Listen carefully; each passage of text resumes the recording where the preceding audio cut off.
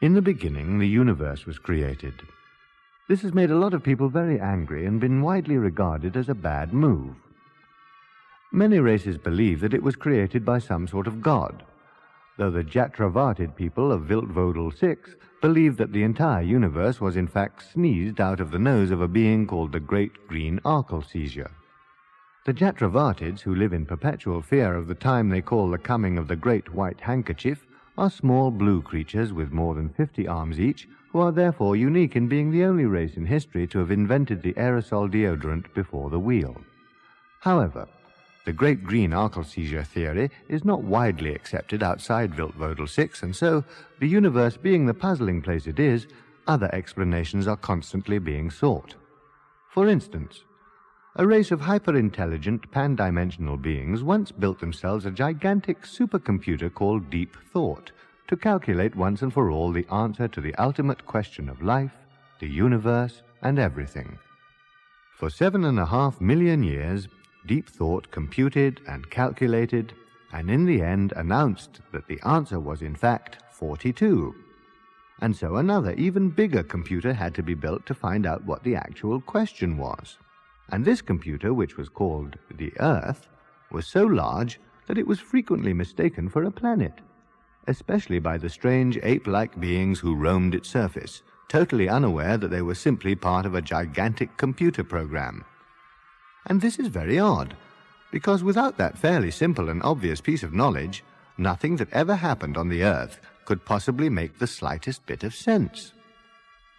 Sadly, however, just before the critical moment of readout, the Earth was unexpectedly demolished by the Vogons to make way, so they claimed, for a new hyperspace bypass, and so all hope of discovering a meaningful life was lost forever. Or so it would seem. 2 of these strange, ape-like creatures survived. Arthur Dent escaped at the very last moment because an old friend of his, Ford Prefect, suddenly turned out to be from a small planet somewhere in the vicinity of Beetlejuice, and not from Guildford as he had hitherto claimed. And more to the point, he knew how to hitch rides on flying saucers. Tricia McMillan, or Trillian, had skipped the planet 6 months earlier with Zaphod Beeblebrox, the then president of the galaxy. 2 survivors. They are all that remains of the greatest experiment ever conducted to find the ultimate question and the ultimate answer of life, the universe, and everything. And less than 500,000 miles from where their starship is drifting lazily through the inky blackness of space, a Vogon ship is moving slowly towards them. Like all Vogon ships, it looked as if it had not been so much designed as congealed. Uglier things have been spotted in the skies, but not by reliable witnesses. In fact, to see anything much uglier than a Vogon ship, you would have to go inside it and look at a Vogon. One thing Vogons don't like is leaving a job unfinished, particularly this Vogon, and particularly, for various reasons, this job. This Vogon was Captain Prostetnik Vogon Jeltz of the Galactic Hyperspace Planning Council, and he it was who had had the job of demolishing the so-called planet Earth. He heaved his monumentally vile body round in his ill-fitting slimy seat and stared at the monitor screen on which the starship Heart of Gold was being systematically scanned. It mattered little to him that Zaphod Beeblebrox was aboard. Zaphod Beeblebrox was now the ex-president of the galaxy, and though every police force in the galaxy was currently pursuing both him and this ship he had stolen, the Vogon was not interested. He had other fish to fry. Computer, get me my brain care specialist on the line. Within a few seconds, the face of Gag Halfront appeared on the screen. Though the Vogon persistently referred to him as my private brain care specialist, there was not a lot of brain to take care of, and it was in fact Halfront who was employing the Vogon. He was paying him an awful lot of money to do some very dirty work. Well, hello, my captain of Vogon's Prostetnik, and how are we feeling today? The Vogon captain told him that in the last few hours he had wiped out nearly half his crew in a disciplinary exercise. Well, I think this is perfectly normal behavior for a Vogon, you know? The natural and healthy channeling of the aggressive instinct into acts of senseless violence. That is what you always say. Well, again, I think that this is perfectly normal behavior for a psychiatrist. Good. We are clearly both very well adjusted in our mental attitudes today. Now tell me, what news of the mission? We have located the ship. The Earthman is there and a female from the same planet. They are the last. Good, good. Who else? The man Prefect. Yes? And Zaphod Beeblebrox. Ah, yes. I had been expecting this. It is most regrettable. Beeblebrox, you know, is one of my most profitable clients. He has personality problems beyond the dreams of analysts. Still, you are ready for your task? Yes. Good. Destroy the ship immediately. What about Beeblebrox? Well, Zaphod's just this guy, you know. He vanished from the screen. The Vogon captain pressed a communicator button which connected him with the remains of his crew. Attack. At that precise moment, Zaphod Beeblebrox was in his cabin swearing very loudly. "Starpox!" At that same precise moment, Ford Prefect burst into Zaphod's door and explained what was on his mind. Vogons! A short while before this, Arthur Dent had set out from his cabin in search of a cup of tea. It was not a quest he embarked upon with a great deal of optimism, because he knew that the only source of hot drinks on the entire ship was a benighted piece of equipment produced by the Sirius Cybernetics Corporation. It was called a Nutrimatic Drinks Synthesizer, and he had encountered it before. "Listen, you machine, you claim you can synthesize any drink in existence, so why do you keep giving me the same undrinkable stuff?" "That drink was individually tailored to meet your personal requirements for nutrition and pleasure." "Ah, so I'm a masochist on a diet, am I?" "Share and enjoy." "Oh, shut up." "Will that be all?" Arthur decided to give up and wandered up to the bridge. In the empty wastes of space, the heart of gold hung still. Around it blazed the billion pinpricks of the galaxy. Towards it crept the ugly yellow lump of the Vogon ship. "Vogons!" snapped Ford. "We're under attack!" "Well, what are you doing? Let's get out of here!" "Can't. Computer's jammed." "Jammed?" "It says all its circuits are occupied. There's no power anywhere in the ship." Ford moved away from the computer terminal, wiped a sleeve across his forehead, and slumped back against the wall. "Nothing we can do," he said. Arthur cleared his throat. "Tell me, did the computer say what was occupying it? I just ask out of interest." "What have you done to it, monkey man?" "Well, nothing, in fact. It's just that I think a short while ago it was trying to work out how to—" "Yes?" "Make me some tea." "That's right, guys. Just coping with that problem right now, and wow, it's a biggie. Be with you in a while." As if to relieve the tension, the Vogons chose that moment to start firing. The ship shook. The ship thundered. Outside, the inch-thick force shield around it blistered, crackled, and spat under the barrage of a dozen 30-megahertz definite-kill Photrazon cannon, and looked as if it wouldn't be around for long. 4 minutes is how long Ford Prefect gave it. Dying for a cup of tea, eh? 3 minutes and 40 seconds. "Will you stop counting?" "Yes," said Ford Prefect, "in 3 minutes and 35 seconds. Aboard the Vogon ship, Prostetnik Vogon Jeltz was puzzled. He had expected a chase. He had expected an exciting grapple with tractor beams, but the Heart of Gold just sat there and took it. He tested every sensor at his disposal to see if there was any subtle trickery afoot, but no subtle trickery was to be found. He didn't know about the tea, of course. Quite how Zaphod Beeblebrox arrived at the idea of holding a séance at this point is something he was never quite clear on. "You want to talk to your great-grandfather?" "Yeah. Listen, Ford, I think he may be able to help us. Okay, round the central console. Now, come on. Trillian, Monkey Man, move!" They clustered round the central console in confusion, sat down, and, feeling exceptionally foolish, held hands. With his third hand, Zaphod turned off the lights. darkness gripped the ship. Outside, the thunderous roar of the definite kill cannon continued to rip at the force field. "Concentrate on his name." "Well, what is it?" "Zaphod Beeblebrox the Fourth." "The fourth?" "Yeah. Listen, I am Zaphod Beeblebrox. My father was Zaphod Beeblebrox the Second. My grandfather, Zaphod Beeblebrox the Third." "What?" "There was an accident with a contraceptive and a time machine. Now concentrate." 3 minutes. The only light on the bridge came from 2 dim red triangles in a far corner where Marvin, the paranoid android, sat slumped, ignoring all and ignored by all, in a private and rather unpleasant world of his own.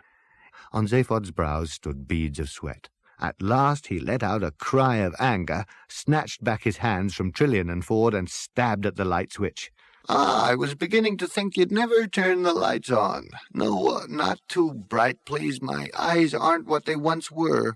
4 figures jolted upright in their seats. "Now, who disturbs me at this time?" said the small, bent, gaunt figure standing by the sprays of fern at the far end of the bridge. His 2 small, wispy-haired heads looked so ancient that it seemed they might hold dim memories of the birth of the galaxies themselves. "Oh, hi, Great-Granddad." "Ah, Zaphod Beeblebrox, the last of our great line. Zaphod Beeblebrox the Nothingth." "The first?" "The Nothingth." Look, I'm really sorry about the flowers. I meant to send them along, but you know the shop was fresh out of wreaths and—" "You forgot." 2 minutes, Zaphod. Yeah, but I did mean to send them, and I'll write to my great-grandmother as well, just as soon as we get out of this, how is she?" "Your late great-grandmother and I are very well, but very disappointed in you, young Zaphod. We have been following your progress with considerable despondency." "Yeah, look, just at the moment, you see—" "Not to say contempt." "Could you, sort of listen for a moment?" "I mean, what exactly are you doing with your life?"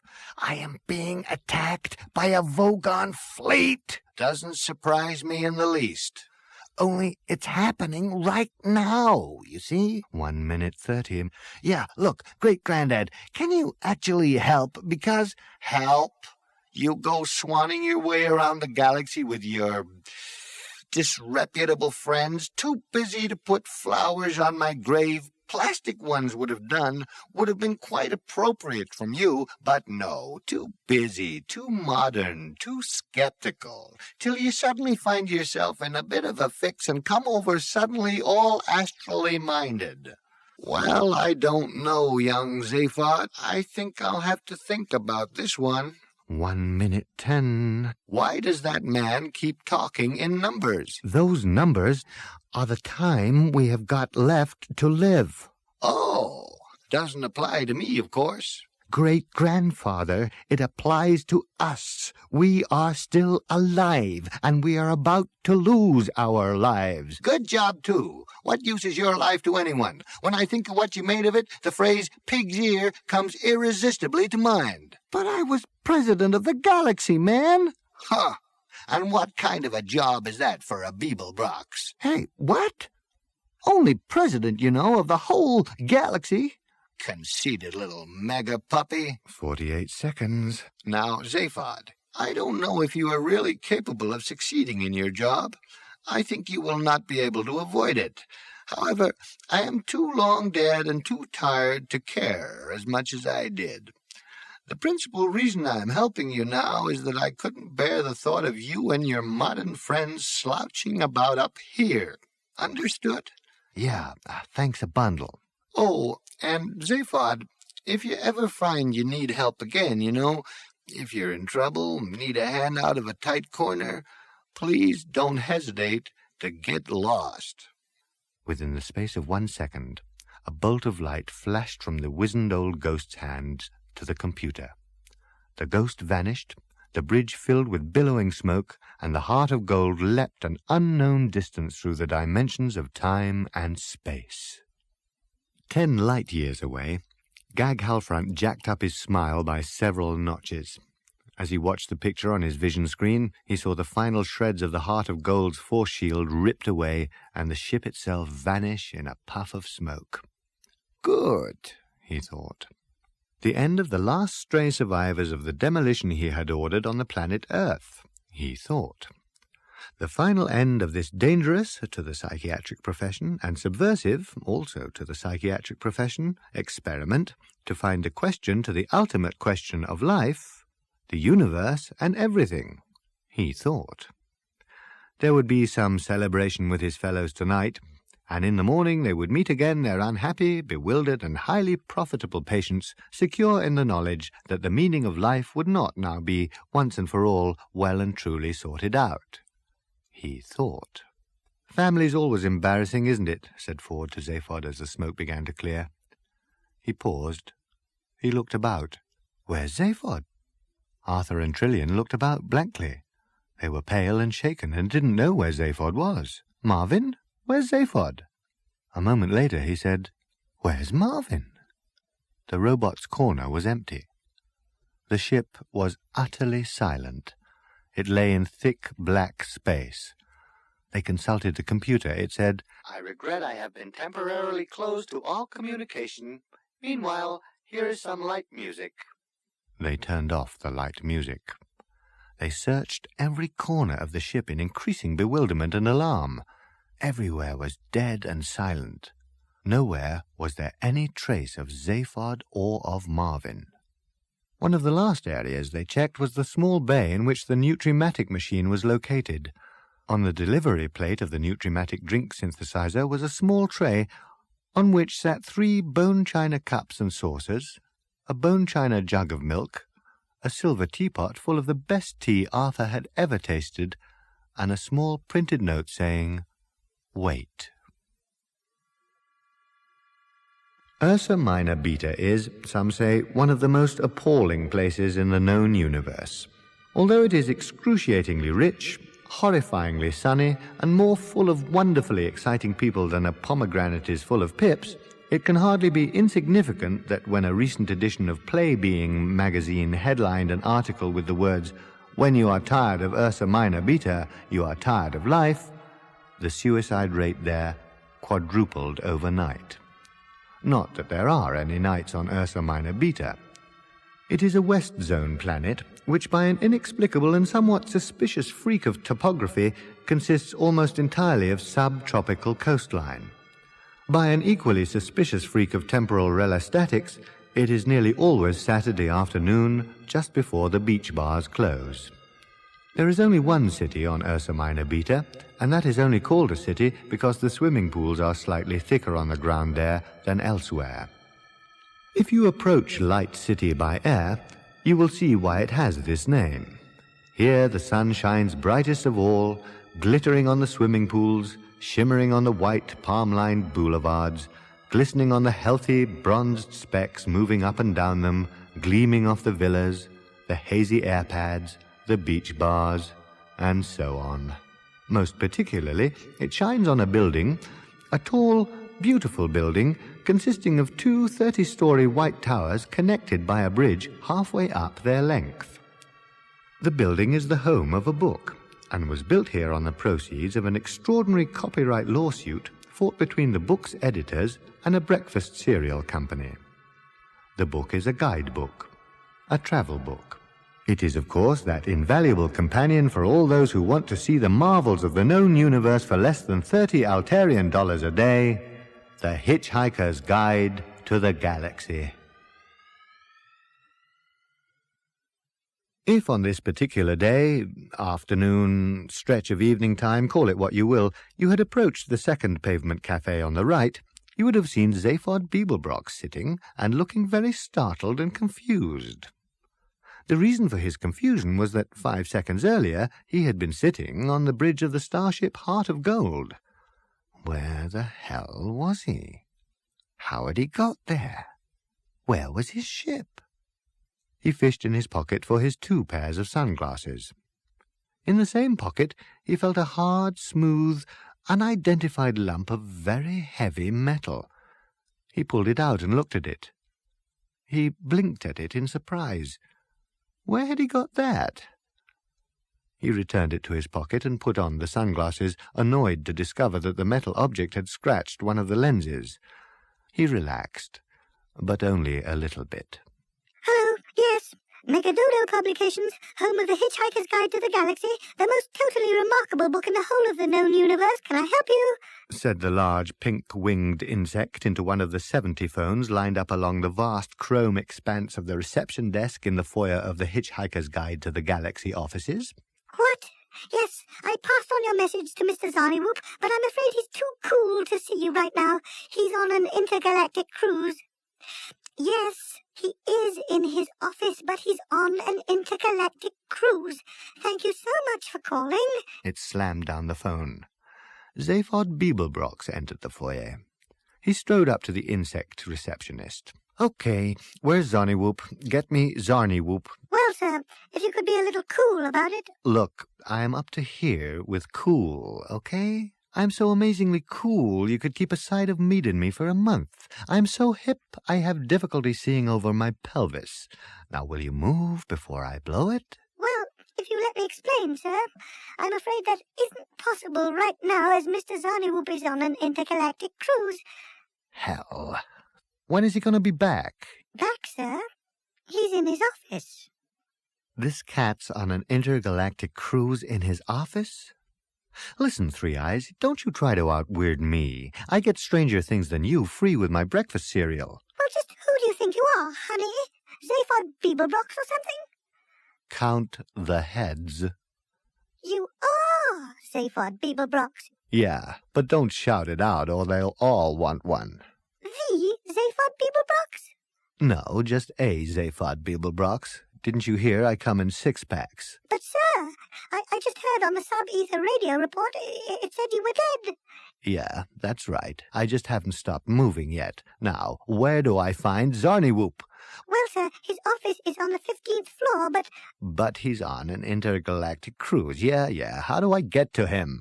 The newly installed Sirius Cybernetics Corporation vertical people transporters are in the far corner, sir. But, sir, can I ask you why you want to see you, Mr. Zarniwoop? Yeah, I told myself I had to. I just materialized out of thin air in one of your cafes as a result of an argument with the ghost of my great-grandfather. No sooner had I got there than my former self, the one that operated on my brain, popped into my head and said, "Go see Zarniwoop." I have never heard of the cat. That is all I know. That and the fact that I have got to find the man who rules the universe. Mr. Beeblebrox, sir, you're so weird. You should be in movies. Yeah, and you, baby, should be in real life. The insect paused for a moment to recover from its agitation and then reached out a tentacle to answer a ringing phone. A metal hand restrained it. Excuse me. Yes, sir. Can I help you? I doubt it. Well, in that case, if you'll just excuse me. No one can help me. Yes, sir. Well... Not that anyone's tried, of course. Is that so? Hardly worth anyone's while to help a menial robot, is it? I'm sorry, sir. I mean, where's the percentage in being kind or helpful to a robot if it doesn't have any gratitude circuits? And you don't have any? I've never had occasion to find out. Listen, you miserable heap of maladjusted metal. Aren't you going to ask me what I want? What do you want? I'm looking for someone. Zaphod Beeblebrox. He's over there. Then why did you ask me? I just wanted something to talk to. What? Pathetic, isn't it? Hey, Marvin. Marvin, how did you get here? I don't know. One moment I was sitting in your ship feeling very depressed, and the next moment I was standing here feeling utterly miserable. An improbability field, I expect. Yeah, I expect my great-grandfather sent you along to keep me company. Thanks a bundle, Granddad. So, how are you? Oh, fine. If you happen to like being me, which personally I don't. Yeah, said Zaphod as the elevator doors opened. Hello. I'm to be your elevator for this trip to the floor of your choice. I have been designed by the Sirius Cybernetics Corporation to take you, the visitor, to the Hitchhiker's Guide to the Galaxy into these, their offices. Yeah, said Zaphod, stepping into it. What else do you do besides talk? I go up or down. Good. We're going up. Or down. Yeah, okay. Up, please. Down is very nice. Good. Now, will you take us up? May I ask you if you've considered all the possibilities that down might offer you? Like what other possibilities? Well, there's the basement, the microfiles, the heating system, Holy Zarquan. Did I ask for an existential elevator? What's the matter with the thing? It doesn't want to go up. I think it's afraid. Afraid? Of what? Heights? An elevator that's afraid of heights? No, of the future. The future? What does the wretched thing want, a pension scheme? At that moment, a commotion broke out in the reception hall behind them. From the walls around them came the sound of suddenly active machinery. We can all see into the future. It's part of our programming. Zaphod looked out of the elevator. An agitated crowd had gathered round the elevator area, pointing and shouting. Every elevator in the building was coming down very fast. He ducked back in. Marvin, just get this elevator to go up, will you? We've got to get to Zarniwoop. Why? I don't know, but when I find him, he'd better have a very good reason for me wanting to see him. At the 15th floor, the elevator doors snapped open quickly. 15th, and remember, I'm only doing this because I like your robot. Zaphod and Marvin bundled out of the elevator, which instantly snapped its doors shut and dropped as fast as its mechanism would take it. Zaphod looked around warily. The corridor was deserted and silent and gave no clue as to where Zarniwoop might be found. All the doors that let off the corridor were closed and unmarked. They were standing close to the bridge which led across from one tower of the building to the other. You know something? More than you can possibly imagine. I am dead certain this building shouldn't be shaking. It was just a light tremor through the soles of his feet. And another one. Either they've got some vibro system for toning up your muscles while you work, or this building's being bombed. A roar cracked through the building. Who in the galaxy would want to bomb a publishing company? Suddenly, at the end of a corridor, leading at right angles from this one, he caught sight of a figure as it lunged into view, a man. He was short, stocky, and weather-beaten, and his clothes looked as if they'd been twice round the galaxy and back with him in them. Zaphod shouted in his ear when he arrived, "Do you know your building's being bombed?" It suddenly stopped being light. Glancing round at the window to see why, Zaphod gaped as a huge, slug-like, gunmetal green spacecraft crept through the air past the building. 2 more followed it. "The government you deserted is out to get you, Zaphod. They've sent a squadron of Frogstar fighters." The man was pulling him back through a door. He went with him. With a searing whine, a small, black, spider-like object shot through the air and disappeared down the corridor. "What was that?" "Frogstar Scout Robot Class A out looking for you. Get down." From the opposite direction came a larger, black, spider-like object. It zapped past them. "And that was?" "A Frogstar Scout Robot Class B out looking for you." "And that?" "A Frogstar Scout Robot Class C out looking for you." "Hey, pretty stupid robots, huh?" From over the bridge came a massive, rumbling hum. A gigantic black shape was moving over it from the opposite tower, the size and shape of a tank. "Holy photon! What's that?" "A tank. Frogstar Scout Robot Class D come to get you." "Marvin, you see that robot coming towards us?" I suppose you want me to stop it, "Yeah. whilst you save your skins. Yeah, get in there." Just so long as I know where I stand." The man tugged at Zaphod's arm, and Zaphod followed him off down the corridor. Marvin stood at the end of the bridge corridor. He was not, in fact, a particularly small robot, But he did, however, look pitifully small as the gigantic black tank rolled to a halt in front of him. The tank examined him with a probe.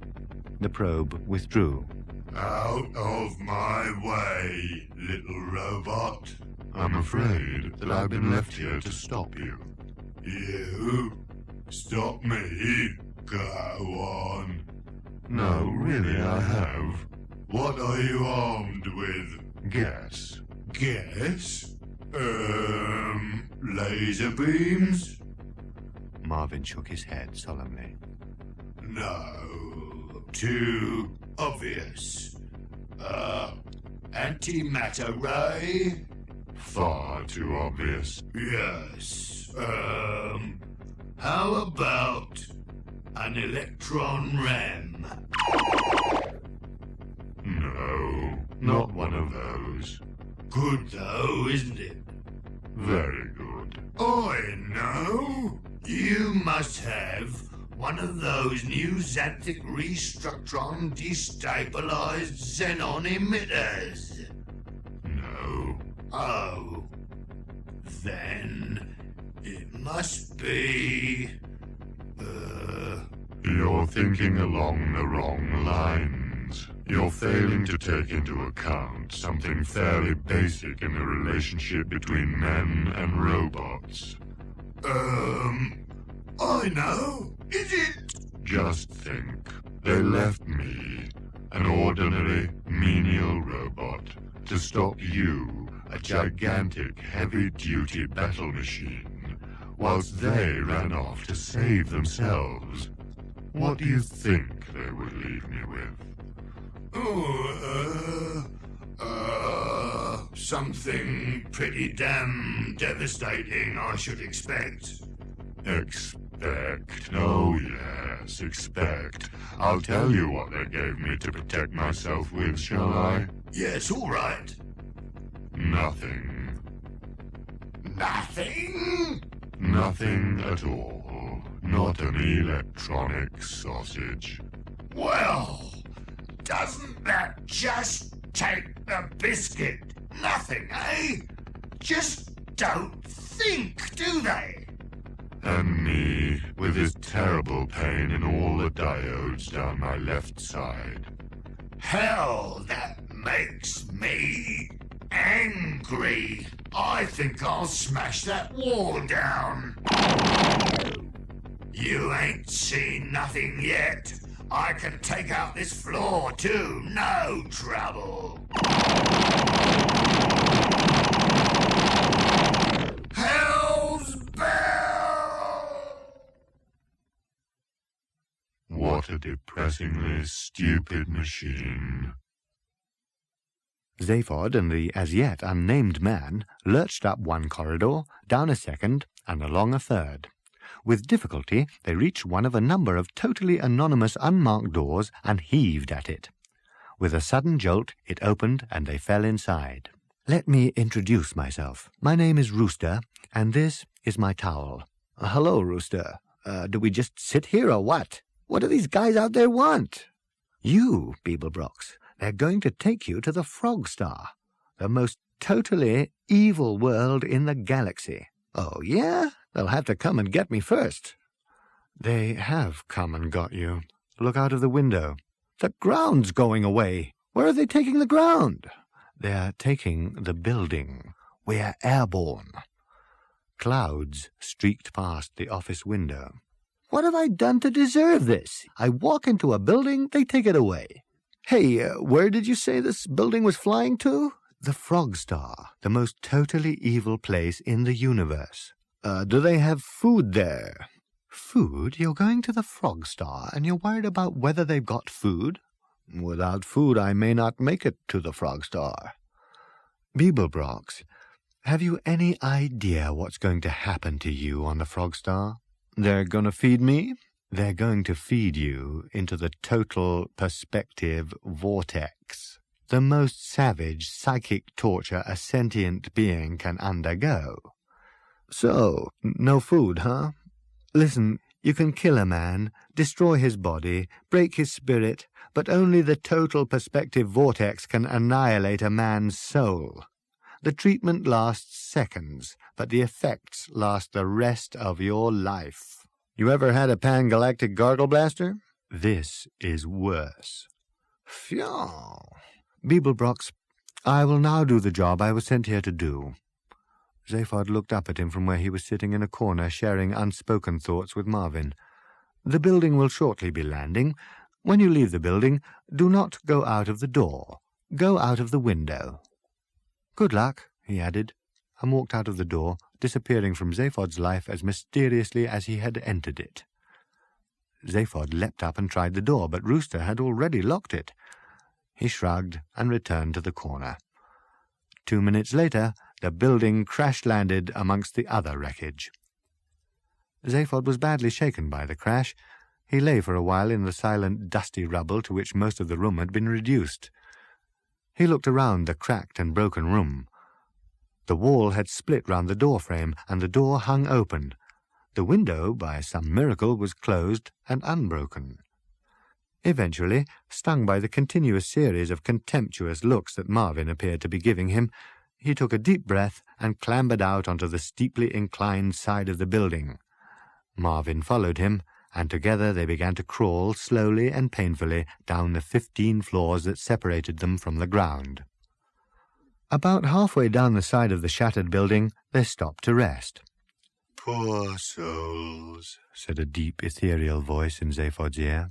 Twisting round violently to find the source of the voice nearly caused Zaphod to fall off the building. He grabbed savagely at a protruding window fitting and cut his hand on it. He hung on, breathing heavily. The voice had no visible source whatsoever, and there was no one there. Zaphod looked wildly about. Hey, who are you? Where are you? I am Gargravar. I am the custodian of the total perspective vortex. Why don't I see you again at the bottom? Zaphod nodded. Minutes later he clambered over the ripped and mangled foundations of the building, and once more removing his sunglasses, he dropped to the ground. Marvin joined him a moment or so later and lay face down in the dust and rubble, from which position he seemed disinclined to move. Ah, there you are. Excuse me leaving you like that. It's just that I have a terrible head for heights. Hey, why can't I see you? Why aren't you here? I am here. My body wanted to come, but it's a bit busy at the moment. So, you are to be put into the vortex, yes? Well, this cat's in no hurry, you know. I can just slouch about and take in a look at the local scenery, you know. No, the vortex is ready for you now. You must come. Follow me. Yeah? And how am I meant to do that? I'll hum for you. Follow the humming. A soft keening sound drifted through the air, a pale, sad sound that seemed to be without any kind of focus. It was only by listening very carefully that Zaphod was able to detect the direction from which it was coming. Slowly, dazedly, he stumbled off in its wake. What else was there to do? The grey plain stretched before Zaphod, a ruined, shattered plain. The wind whipped wildly over it. Visible in the middle was the steel pimple of the dome. This, gathered Zaphod, was where he was going. This was the total perspective vortex. As he stood and gazed bleakly at it, a sudden inhuman wail of terror emanated from it, as of a man having his soul burnt from his body. Hey, what was that? A recording of the last man who was put in the vortex. It is always played to the next victim, a sort of prelude. Hey, it sounds really bad. Couldn't we maybe slope off to a party or something for a while, think it over? For all I know, I'm probably at one. My body, that is. It goes to a lot of parties without me. Says I only get in the way. Hey-ho. My name is Pispot Gargravar. Come. I must take you to the vortex. You come from this hellhole pit, do you? No. I come from the Frogstar World Sea. Beautiful place, wonderful fishing. I flit back there in the evenings, though all I can do now is watch. The total perspective vortex is the only thing on this planet with any function. It was built here because no one else wanted it on their doorstep." At that moment, another dismal scream rent the air, and Zaphod shuddered. "What can do that to a guy?" "The universe. The whole infinite universe, the infinite suns, the infinite distances between them, and yourself, an invisible dot on an invisible dot, infinitely small." "Hey, I'm Zaphod Beeblebrox, man, you know." Gargravar made no reply, but merely resumed his mournful humming till they reached the tarnished steel dome in the middle of the plain. As they reached it, a door hummed open in the side, revealing a small, darkened chamber within. "Enter." "Hey, what now?" "Now." Zaphod peered nervously inside. The chamber was very small. It was steel-lined, and there was hardly space in it for more than one man. It doesn't look like any kind of vortex to me." "It isn't. It's just the elevator. Enter." With infinite trepidation, Zaphod stepped into it. He was aware of Gargravar being in the elevator with him, though the disembodied man was not, for the moment, speaking. The elevator began its descent. I must get myself into the right frame of mind for this." "There is no right frame of mind."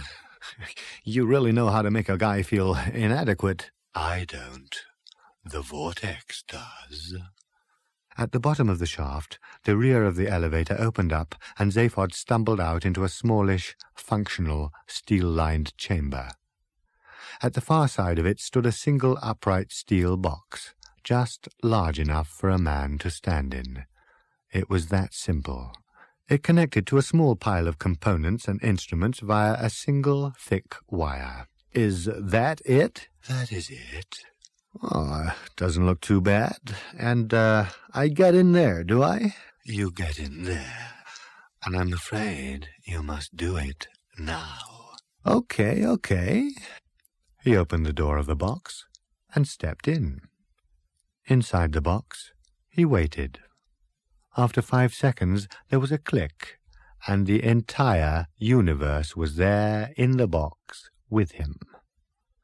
The door of the vortex swung open. "Hi." "Beeblebrox."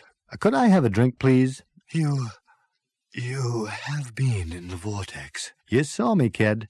and it was working, "Sure was." and you saw the whole infinity of creation, "Sure. Really neat place, you know that?" and you saw yourself in relation to it all? "Oh, yeah. But what did you experience?" Just told me what I knew all the time. I'm a really terrific and great guy. Didn't I tell you, baby? I am Zaphod Beeblebrox." His gaze passed over the machinery which powered the vortex, and suddenly stopped, startled. He breathed heavily. "Hey, is that really a piece of fairy cake?" He ripped the small piece of confectionery from the censers with which it was surrounded. "If I told you how much I needed this," he said ravenously, "I wouldn't have time to eat it." He ate it. A short while later, he was running across the plain in the direction of the ruined city. The elation of his recent experience was still with him, though. The whole universe. He had seen the whole universe stretching to infinity around him. Everything. And with it had come the clear and extraordinary knowledge that he was the most important thing in it. Having a conceited ego is one thing. Actually being told by a machine is another. He didn't have time to reflect on this matter.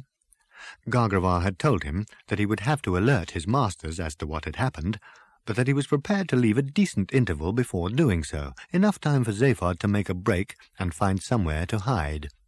After a while, the remains of a wide sweeping road led off from the one down which he was walking, and at its end lay a vast low building, surrounded with sundry smaller ones, the whole surrounded by the remains of a perimeter barrier. He approached the building. Along one side of it, the front, it would seem, since it faced a wide concreted apron area, were 3 gigantic doors, maybe 60 feet high. The far one of these was open, and towards this Zaphod ran. Inside all was gloom, dust, and confusion. Giant cobwebs lay over everything. Through the heavy gloom huge shapes loomed, covered with debris. They were all spacecraft, all derelict. Towards the rear of the building lay one old ship, slightly larger than the others, and buried beneath even deeper piles of dust and cobwebs. Its outline, however, seemed unbroken. He stared at the ship in disbelief. His heart was beating fast. He rummaged feverishly amongst the debris lying on the floor all about him, and found a short length of tubing and a non-biodegradable plastic cup. Out of this he fashioned a crude stethoscope and placed it against the side of the ship. What he heard made his brains turn somersaults. Transstellar Cruise Lines would like to apologize to passengers for the continuing delay to this flight. We are currently awaiting the loading of our complement of small lemon-soaked paper napkins for your comfort, refreshment and hygiene during the journey. Meanwhile, we thank you for your patience. The cabin crew will shortly be serving coffee and biscuits again. Zaphod staggered backwards, staring wildly at the ship. He walked around for a few moments in a daze. 2 minutes later, he was on board. Suddenly a door opened and a figure stepped out in front of him. "Please return to your seat, sir," said the android stewardess, and turning her back on him, she walked on down the corridor in front of him. He followed her through the door. They were now in the passenger compartment, and Zaphod's heart stopped still again for a moment. In every seat sat a passenger, strapped into his or her seat. The passengers' hair was long and unkempt, their fingernails were long, the men wore beards. All of them were quite clearly alive, but sleeping. Zaphod had the creeping horrors. "Good afternoon, ladies and gentlemen. Thank you for bearing with us during this slight delay. We will be taking off as soon as we possibly can. If you would like to wake up now, I will serve you coffee and biscuits." There was a slight hum. At that moment, all the passengers awoke. They awoke, screaming and clawing at the straps and life support systems that held them tightly in their seats. Then one of them rose from his seat. He turned and looked at Zaphod. Zaphod's skin was crawling all over his body as if it was trying to get off. He turned and ran from the bedlam. He plunged through the door and back into the corridor. The man pursued him. He raced in a frenzy to the end of the corridor, through the entrance chamber and beyond. He arrived on the flight deck, slammed and bolted the door tight behind him. He leant back against the door, breathing hard. Within seconds, a hand started beating on the door. From somewhere on the flight deck, a metallic voice addressed him. Passengers are not allowed on the flight deck. Please return to your seat and wait for the ship to take off. Coffee and biscuits are being served. This is your autopilot speaking. Please return to your seat. "I am not a passenger." Please return to your seat. "I am not a passenger." Please return to your seat. "I am not a—" "Hello, you're the autopilot. Yes. You're in charge of this ship?" Yes. There has been a delay.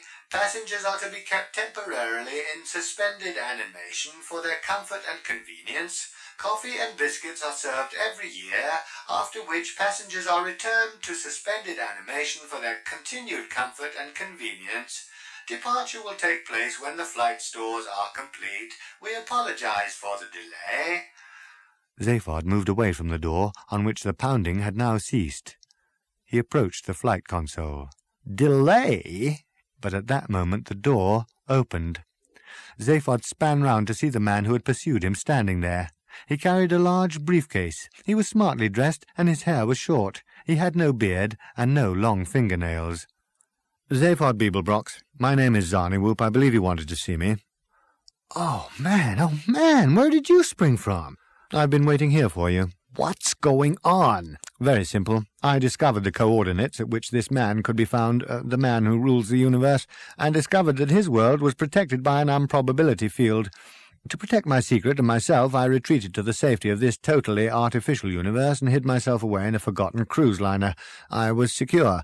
Meanwhile, you and I— You and I? You mean I knew you?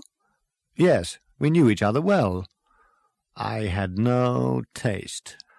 Meanwhile, you and I arranged that you would steal the improbability drive ship, the only one which could reach the ruler's world, and bring it to me here. This you have now done, I trust, and I congratulate you. He smiled a tight little smile which Zaphod wanted to hit with a brick. Oh, and in case you were wondering, this universe was created specifically for you to come to. You are therefore the most important person in this universe. You would never have survived the total perspective vortex in the real one. Shall we go? Where? To your ship, the Heart of Gold. You did bring it, I trust? No. Where is your jacket? My jacket? I took it off. It's outside. Good. We'll go and find it. Zarniwoop held up a silencing finger as the hatchway swung open. A few feet away from them they could see Zaphod's jacket lying in the debris. A very remarkable and very powerful ship. Watch. As they watched, the pocket on the jacket suddenly bulged. It split. It ripped. The small metal model of the Heart of Gold that Zaphod had been bewildered to discover in his pocket was growing. It grew. It continued to grow. It reached, after 2 minutes, its full size. Zaphod swayed. You mean that I had it with me all the time? Oh, yes, of course. That was the whole point. That's it. You can count me out. From here on in, you can count me out. I've had all I want of this. You play your own games. I'm afraid you cannot leave. You are entwined in the improbability field. You cannot escape. He smiled the smile that Zaphod had wanted to hit, and this time Zaphod hit it. Ford Prefect bounded up to the bridge of the Heart of Gold. Trillian! Arthur! It's working! The ship's reactivated! Trillian and Arthur were asleep on the floor. Come on, you guys, we're going! We're off! Hi there, guys. It's really great to be back with you again, I can tell you, and I just want to say that— Shut up. Tell us where the hell we are. Frogstar World B, and man, it's a dump, said Zaphod, running onto the bridge. Hi, guys. You must be so amazingly glad to see me you can't even find words to tell me what a cool frood I am. What a what? Said Arthur blearily, picking himself up from the floor and not taking any of this in. I know how you feel. I'm so great even I get tongue-tied talking to myself. Hey, it's good to see you, Trillian, Ford, Monkey Man. Hey, computer? Hi there, Mr. Beeblebrox, sir. Sure is a great honor— Shut up and get us out of here fast, fast, fast. Sure thing, fella. Where do you want to go? Anywhere. Doesn't matter. Yes, it does. We want to go to the nearest place to eat. Sure thing, said the computer happily, and a massive explosion rocked the bridge.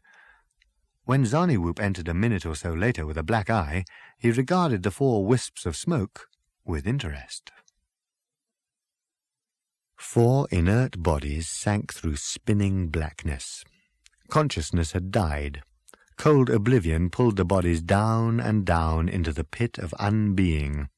The roar of silence echoed dismally around them, and they sank at last into a dark and bitter sea of heaving red that slowly engulfed them, seemingly forever.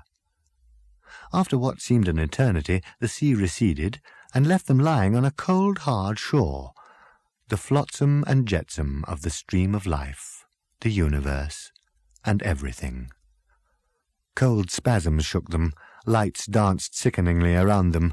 The cold, hard shore tipped and span and then stood still. It shone darkly. It was a very highly polished, cold, hard shore. A green blur watched them disapprovingly. It coughed. Good evening, madam, gentlemen. Do you have a reservation? Reservation? Said Ford weakly. Yes, sir. Do you need a reservation for the afterlife? Afterlife, sir? Arthur Dent was grappling with his consciousness the way one grapples with a lost bar of soap in the bath. Is this the afterlife? I mean, there's no way we could have survived that blast, is there? A dull, hoarse gurgling sound came from the floor. It was Zaphod Beeblebrox attempting to speak. I certainly didn't survive. I was a total goner, wham-bang, and that was it. If the lady and gentleman would care to order drinks, kapow, splat, instantaneously zonked into our component molecules. Hey, Ford, did you get that thing of your whole life flashing before you? You got that too, your whole life? Yeah, at least I assume it was mine. I spend a lot of time out of my skulls, you know. So, here we are standing dead in this desolate 5-star restaurant.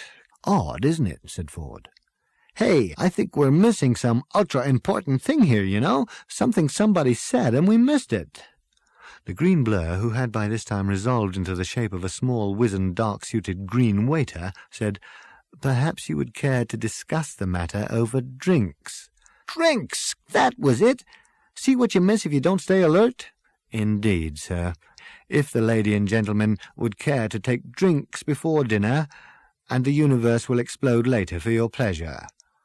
Ford's head swiveled slowly towards him. Wow, what sort of drinks do you serve in this place? I think sir has perhaps misunderstood me. It is not unusual for our customers to be a little disorientated by the time journey, so if I might suggest— "Time journey?" said Zaphod, Ford, and Trillian all at once. "You mean this isn't the afterlife?" The waiter smiled a polite little waiter's smile. "Afterlife, sir? No, sir." "And we're not dead?" "Aha! Ha! Sir is most evidently alive, otherwise I would not attempt to serve, sir." "Hey, guys! This is crazy! We did it! We finally got to where we were going! This is Milliways, the restaurant at the end of the universe!" "When did that end?" said Arthur. "In just a few minutes, sir," said the waiter. "Now, if you would care to order your drinks at last, I will then show you to your table." Zaphod grinned 2 manic grins, sauntered over to the bar, and bought most of it. The restaurant at the end of the universe is one of the most extraordinary ventures in the entire history of catering. It is built on the fragmented remains of an eventually ruined planet which is enclosed in a vast time bubble and projected forward in time to the precise moment of the end of the universe. This is, many would say, impossible. You can arrive for any sitting you like without prior reservation because you can book retrospectively, as it were, when you return to your own time.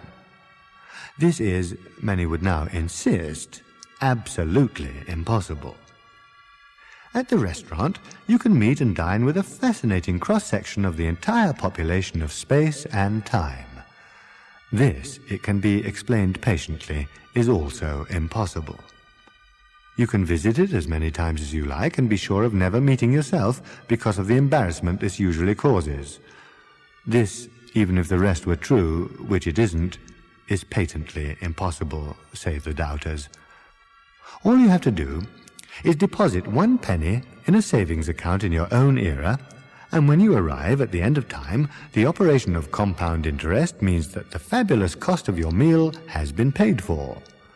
This, many claim, is not merely impossible but clearly insane, which is why the advertising executives of the star system of Bastablon came up with this slogan: "If you've done 6 impossible things this morning, why not round it off with breakfast at Milliways, the restaurant at the end of the universe?" Wow-wee! Zappo! Incredible! The people! The things! The things are also people. The end of the universe is very popular. People like to dress up for it. Gives it a sense of occasion. The tables were fanned out in a large circle around a central stage area where a small band were playing light music. At least 1,000 tables was Arthur's guess, and interspersed amongst them were swaying palms, hissing fountains, grotesque statuary, in short, all the paraphernalia common to all restaurants where little expense has been spared to give the impression that no expense had been spared. "Hey, everybody's here, you know, everybody who was anybody." "Was," said Arthur. "At the end of the universe you have to use the past tense a lot, 'cause everything's been done, you know." "Hey, Zaphod," said Ford, "there's an old mate of mine, hot black Desiato." See the man at the platinum table with a platinum suit on? Oh, yeah. Hey, did that guy ever make it mega big? Wow, bigger than the biggest thing ever. Other than me. Well, who is he supposed to be? Asked Trillian. Hot Black Desiato? You don't know? You never heard of Disaster Area? No, said Trillian, who hadn't. The biggest, said Ford, loudest, richest rock band in the history of, he searched for the word. History itself, said Zaphod. Ford waded off through the throng to renew an old acquaintance. Hey, Hot Black, how you doing? Great to see you, big boy. How's the noise? You're looking great. Really very, very fat and unwell. Amazing. He slapped the man on the back and was mildly surprised that it seemed to elicit no response. Remember the old days? We used to hang out, right? The Bistro Illegal, remember? Slim's Throat Emporium? The Evil Drome Boozerama? Great days, eh? And when we were hungry, we'd pose as public health inspectors. You remember that? And go around confiscating meals and drinks, right? Till we got food poisoning. Oh, and then there were the long nights of talking and drinking in those smelly rooms above the Café Lou in Gretchen Town, New Bethel. And you were always in the next room trying to write songs on your agitar. And we all hated them. And you said you didn't care, and we said we did because we hated them so much. Ford's eyes were beginning to mist over. And you said you didn't want to be a star because you despised the star system, and we said, Hadra and Suliju and me, that we didn't think you had the option. And what do now? You buy star systems. What's that number you do? Bwomp, bwomp, ba-dum, something, and in the stage act you do, it ends up with this ship crashing right into the sun, and you actually do it. Ship, sun, wham, bang! I mean, forget lasers and stuff. You guys are into solar flares and real sunburn. Oh, and terrible songs. Hey, you want a drink? It began to sink into his squelching mind that something was missing from this reunion, and that the missing something was in some way connected with the fact that the fat man sitting opposite him in the platinum suit and the silvery trilby had not yet said, "Hi, Ford," or "Great to see you after all this time," or, in fact, anything at all. More to the point, he had not even moved. Hot Black? A large, meaty hand landed on his shoulder from behind and pushed him aside. Kid, beat it. "Oh, yeah?" said Ford. "And who are you?" I am Mr. Desiato's bodyguard, and I am responsible for his body, and I am not responsible for yours, so take it away before it gets damaged. Now, wait a minute. No minutes. No waiting. Mr. Desiato speaks to no one. "Why?" said Ford. "What's the matter with him?" The bodyguard told him. Ford staggered back to the table where Zaphod, Arthur, and Trillian were sitting waiting for the fun to begin. "Hi, Ford. You speak to the big noise boy?" "Hot Black? Yeah, I sort of spoke to him, yeah." "What did he say?" "Well, not a lot, really. He's spending a year dead for tax reasons. I've got to sit down." The waiter approached. "Would you like to see the menu?" he said, "or would you like to meet the dish of the day?" That's cool," said Zaphod. "We'll meet the meat." In the restaurant, the lights dimmed. The band quickened its pace. A single spotlight stabbed down into the darkness of the stairway that led up to the center of the stage. Up the stairs bounded a tall, brilliantly colored figure. He burst onto the stage, tripped lightly up to the microphone, removed it from its stand with one swoop of his long, thin hand, and stood for a moment bowing left and right to the audience, acknowledging their applause and displaying to them his bay window. "Thank you, ladies and gentlemen. Thank you very much. Thank you so much. Ladies and gentlemen, the universe as we know it has now been in existence for over 170,000 million billion years, and will be ending in a little over half an hour. So welcome one and all to Milliways, the restaurant at the end of the universe. I am your host for tonight. My name is Max Caudleplean, and I've just come straight from the very other end of time, where I've been hosting a show at the Big Bang Burger Bar, where I can tell you we had a very exciting evening, ladies and gentlemen, and I will be with you right through this historic occasion, the end of history itself. So, ladies and gentlemen, the candles are lit. The band plays softly, and as the force-shielded dome above us fades into transparency, revealing a dark and sullen sky hung heavy with the ancient light of livid, swollen stars, I can see we're all in for a fabulous evening's apocalypse. Even the soft tootling of the band faded away as stunned shock descended on all those who had not seen this sight before. A monstrous, grisly light poured in on them. The universe was coming to an end.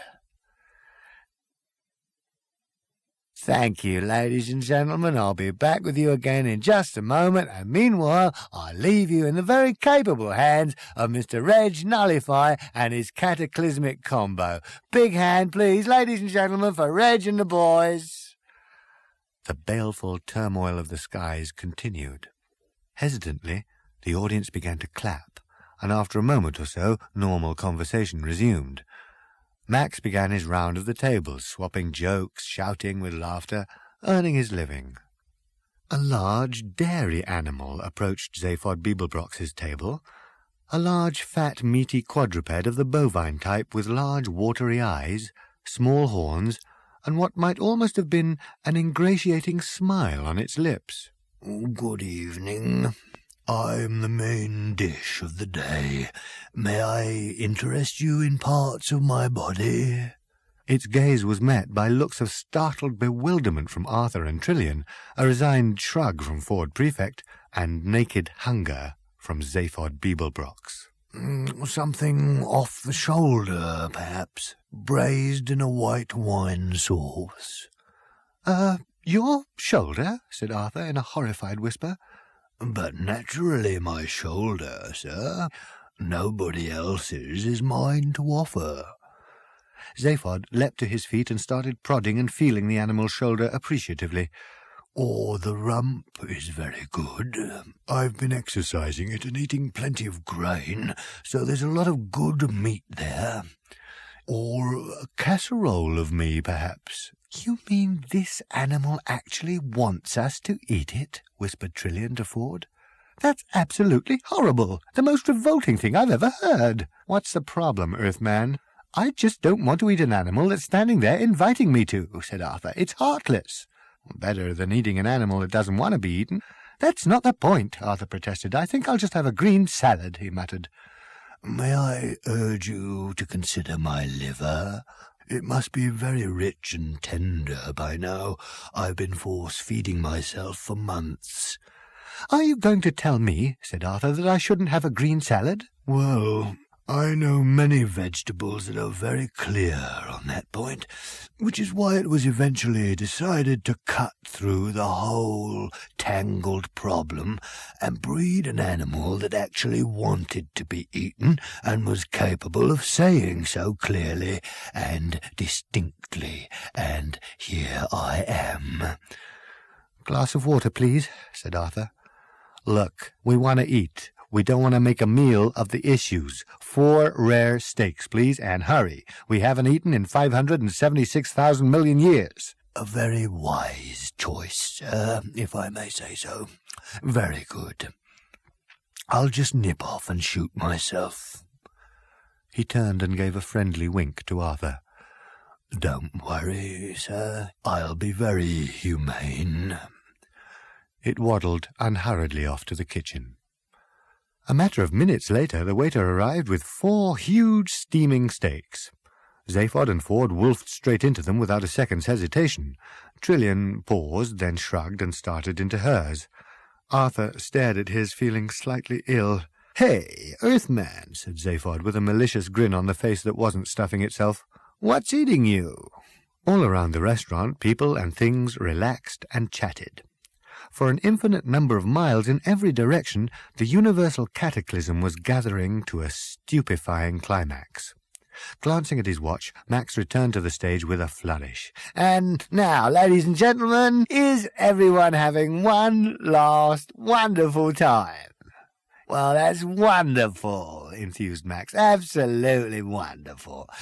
And as the photon storms gather in swirling crowds around us, preparing to tear apart the last of the red-hot suns, I know you're all going to settle back and enjoy with me what I know we will all find an immensely exciting and terminal experience.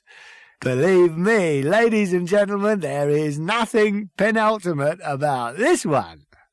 This really is the absolute end, the final chilling desolation in which the whole majestic sweep of creation becomes extinct. This, ladies and gentlemen, is the proverbial it. After this, there is nothing. Void, emptiness, oblivion, absolute nothing. Nothing? Except, of course, for the sweet trolley and a fine selection of Aldebaran liqueurs. And for once, you don't need to worry about having a hangover in the morning because there won't be any more mornings. And now, at the risk of putting a damper on the wonderful sense of doom and futility here this evening, I would like to welcome a few parties. Do we have a party here from the Zansel Quasia Flammarium Bridge Club from beyond the Vortvoid of Kvarn? Are they here? A rousing cheer came from the back. Ah, there they are. And do we have a party of minor deities from the halls of Asgard? Away to his right came a rumble of thunder. Lightning arced across the stage. A small group of hairy men with helmets sat looking very pleased with themselves and raised their glasses to him. Has-beens, he thought to himself. Careful with that hammer, sir. And thirdly, a party of young conservatives from Sirius B. Are they here? A party of smartly dressed young dogs stopped throwing rolls at each other and started throwing rolls at the stage. They yapped and barked unintelligibly. Yes, said Max. Well, this is all your fault. You realise that. And finally, I believe we have with us here tonight a party of believers, very devout believers from the Church of the Second Coming of the great prophet Zaphod. There were about 20 of them sitting right out on the edge of the floor, ascetically dressed, sipping mineral water nervously, and staying apart from the festivities. They blinked resentfully as the spotlight was turned on them. There they are, sitting there, patiently.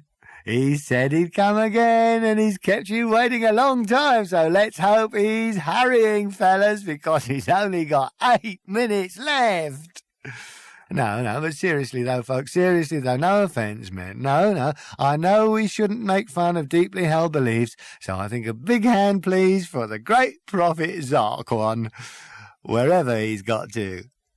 It's marvellous, though, to see so many of you here tonight, no, isn't it, though? Yes, absolutely marvellous, because I know that so many of you come here time and time again, which I think is really wonderful, to come and watch this final end of everything and then return home to your own eras and raise families, strive for new and better societies, fight terrible wars for what you know to be right. Well, it really gives one hope for the future of all life kind, except, of course, that we know it hasn't got one.